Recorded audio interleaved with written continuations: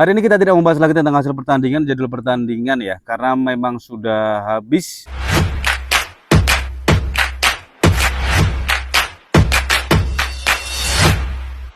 Hasil pertandingan kualifikasi Piala Dunia zona Afrika, Eropa, Asia juga udah habis dan jadwalnya masih sangat lama. Kemudian hasil pertandingan laga persahabatan juga udah habis, jadwal pertandingannya juga masih lama. Yang paling dekat itu adalah Indonesia Super League. Nah, kita kasih informasi sebentar terkait Indonesia Super League untuk matchday ke-9. Ada 9 jadwal pertandingan untuk matchday ke-9 Indonesia Super League. Yang paling dekat di tanggal 16. Kemudian 17, 18, 19 sampai 20. Ada 9 jadwal pertandingan saja. Selain itu masih di tanggal 18. Mau jadwal liga-liga yang lain juga tetap di tanggal 18. Dan itu serentak. Oke, untuk selanjutnya kita bahas rumor tipis-tipis, kemudian kita bahas tim nasional juga tipis-tipis. Oke, gaskan rumor-rumor untuk bursa transfer musim dingin nanti. Yang pertama kita lanjutkan obrolan kita yang kemarin. Lamine Yamal. Baru hari Rabu kemarin, bahkan salah satu isi dari rapat di PSG, itu keluar pernyataan bahwa PSG harus memiliki Lamine Yamal. Berapapun harganya, apapun caranya, kira-kira seperti itu. Dan hari ini, Mendes menjawab semua itu. Mendes ini adalah agen dari Lamine Yamal. Sebenarnya Mendes ini bukan agen Yamal satu-satunya. Balde Casado juga dalam ruang agensi Mendes ini. Dan Mendes hari ini bertemu dengan Deco, ngopi bareng membicarakan terkait Yamal yang akan benar-benar dipertahankan oleh Barcelona. Selain obrolan-obrolan tentang Yamal, Mendes dan Deco juga membicarakan tentang Frenkie de Jong yang diperpanjang hingga 2029. Nah, kira-kira seperti itu. Oh ya, soal Robert Lewandowski, si Pak Tua ini tidak ada dalam pembicaraan mereka berdua. Jadi kemungkinan memang tidak diperpanjang gitu. Tapi meskipun mungkin tidak diperpanjang oleh Barcelona, klub-klub yang mengincar Pak Tua ini, masih banyak ya. Karena memang masih gacor si Pak Tua ini. Gila nggak tuh? Pak Tua Robert Lewandowski. Oke, kita lanjutkan ke rumor-rumor berikutnya. Endrick Filipe Moreira de Sousa sedang menunggu bursa transfer musim dingin ini. Bener-bener udah mulai tidak kerasan di Real Madrid. Aduh, kasihan sekali. Ini pemain bagus sebenarnya. Tapi sayang sekali. Di Madrid banyak opsi ya. Jadi ya bukan karena tidak bagus ya, kadang-kadang soal cocok enggaknya bermain dengan yang lain. Kira-kira seperti itu. Hendrik tidak cuma diincar oleh Juventus, tapi sepertinya Hendrik juga pengennya juga ke sana. Opsi perpindahannya ini mau pinjam mau beli langsung belum ada kabar tentang itu. Tapi yang jelas Hendrik dan agennya benar-benar udah pengen pindah saja dari Real Madrid. Kira-kira seperti itu. Oke, kita lanjut ke Manchester United. Manchester United sekali lagi mau beli Bellingham. Tapi bukan Bellinghamnya Real Madrid.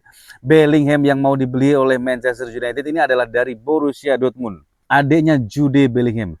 Jobe Bellingham. Jude Bellingham, si abangnya ini, si pemain Real Madrid ini pernah bilang kalau adiknya ini jauh lebih jago dari dirinya. Nah, apakah itu benar? Ya udah, kalau memang benar direkrut aja biar MU semakin lebih bagus.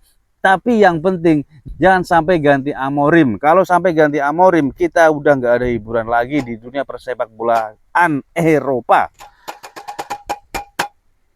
Oke, saya kira rumor-rumor terkait transfer pemain ini masih banyak banget sebenarnya. Cuman ya karena memang kurang ada peminatnya, jadi tidak perlu saya sampaikan semua gitu. Kita langsung ke timnas Indonesia saja. Biar gradasinya itu lebih smooth gitu. Kita tetap memulainya dari rumor tipis-tipis, tapi tetap dari timnas. Jay Ijet sang kapten timnas Indonesia tinggal menunggu bursa transfer musim dingin ini dibuka dan pergi ke Inter Milan. Benarkah seperti itu?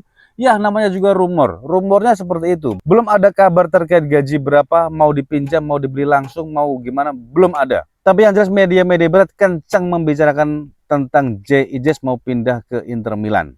Nah, terkait Jay Ijes lagi nih. Jay Ijes dalam pernyataannya di akun pribadinya, di IG ya kira-kira, di IG ya, menyatakan pembelaannya terhadap Erick Thohir, karena Erick Thohir kan selama ini dihujat, dia apa-apain lah pokoknya karena ketidaklolosan timnas Indonesia ke Piala Dunia. Dan Jejas menyatakan pembelaannya melalui media sosial, akun pribadinya.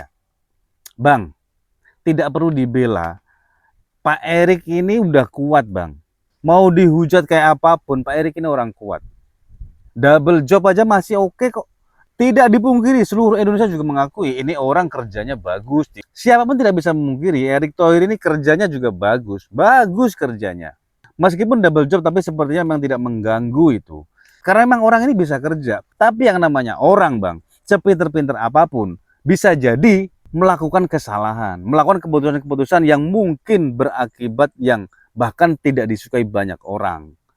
Atau bahkan dirinya sendiri. Misalnya, ya seperti kemarin. Di tengah perjalanan bahkan tinggal sedikit lagi tiba-tiba SIM diganti pet. Nah, seperti itu kira-kira, Bang. Pak Erick tanpa dibela sekalipun, biarkanlah netizen yang belum bisa move on ini, udah biarin aja bikin konten sesuka-sukanya, mau caci maki, mau menghujat, biarin aja. Kalau udah move on, udah selesai. Kita semua akan bersatu kok, serius. Dan ini saya kira juga tidak akan lama, mau Patrick itu dibuang, tidak akan ada pengaruhnya. Paling sebagian orang saja yang, weh, hure, Patrick dipecat. Sebagian orang aja. Kalaupun misalnya dipertahankan, ya tidak akan heran juga. Apalagi sudah ada pernyataan bahwa targetnya itu di 2030 nanti gitu. Tinggal tunggu penikmat-penikmat sepak bola Indonesia ini move on. Ya udahlah, kita mulai dari awal. Ya kalau nggak dari awal, dari mana lagi? Kita kemarin kan ekspektasi kita terlalu tinggi tuh. Tiba-tiba melejit, tanpa pernah juara AFF, tanpa pernah diperhitungkan di AFC. Nah, sekarang nih, ayo kita mulai nih. AFF, ayolah juaralah AFF. ASEAN loh, juara aja enggak.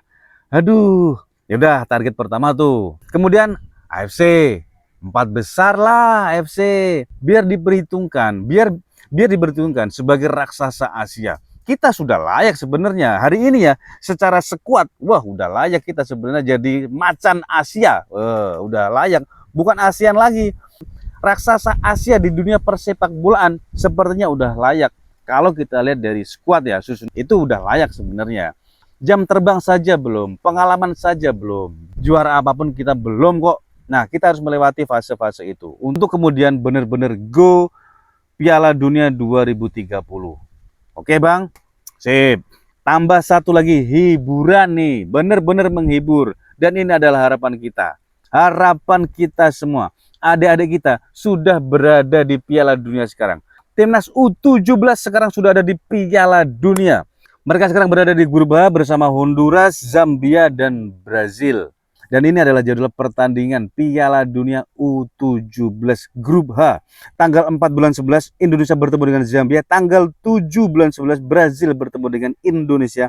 Tanggal 10 Indonesia bertemu dengan Honduras. Nah, mari kita saksikan bersama, mari kita support, mari kita dukung bersama. Tapi sebelum menghadapi laga-laga itu, Indonesia U17 mau menghadapi laga uji coba dulu. Nah, laga-laga uji coba itu dijadwalkan di tanggal 25, 27, 29 Oktober ini.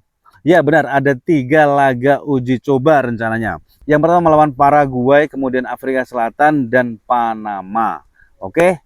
Mari kita semua cepat move on. Ayolah kita bangkit lagi, kita dukung Timnas Indonesia U17. Sementara ini dulu yang bisa saya sampaikan. Tetap semangat, cepat move on. Kita dukung terus Timnas Indonesia. Salam omong kobot.